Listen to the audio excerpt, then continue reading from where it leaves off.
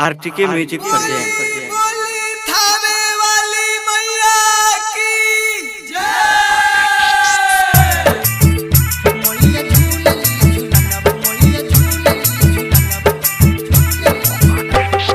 Mixed by DJ Kanchan Raj, Hajipur, Vaishali।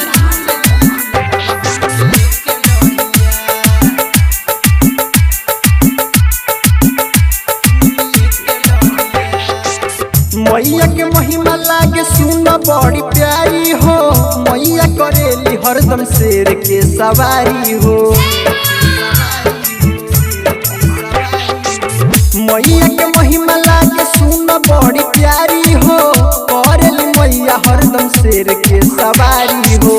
शोभेला चुनरी और शोभे सड़िया है।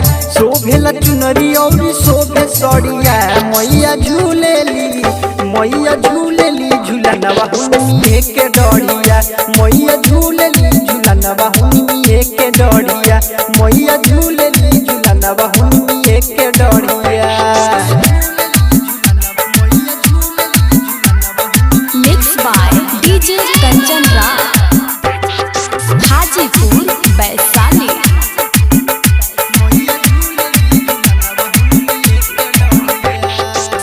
हाथवा में भाला और शोभेला कटार हो।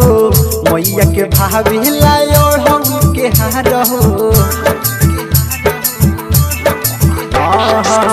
हाथवा में भाला और शोभेला कटार हो। मैया के भावेला और हम के हार हो। सतमी के दिन खूब लगेला बढ़िया है। सतमी के दिन खूब लगेला बढ़िया। मैया झूलेली मैया झूलेली झूलनवा हुनिए के डोरिया। मैया झूलेली झूलनवा हुनिए के डोरिया। मैया झूलेली झूलनवा हुनिए के डोरिया।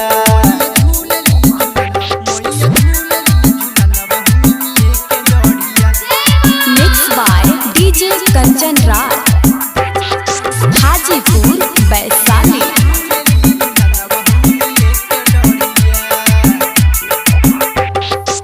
मैया के संग संग रहस भैरो भैया। आगे जला दुख माई के पड़ेला जे पैया। मैया के संग संग रहस भैरो भैया।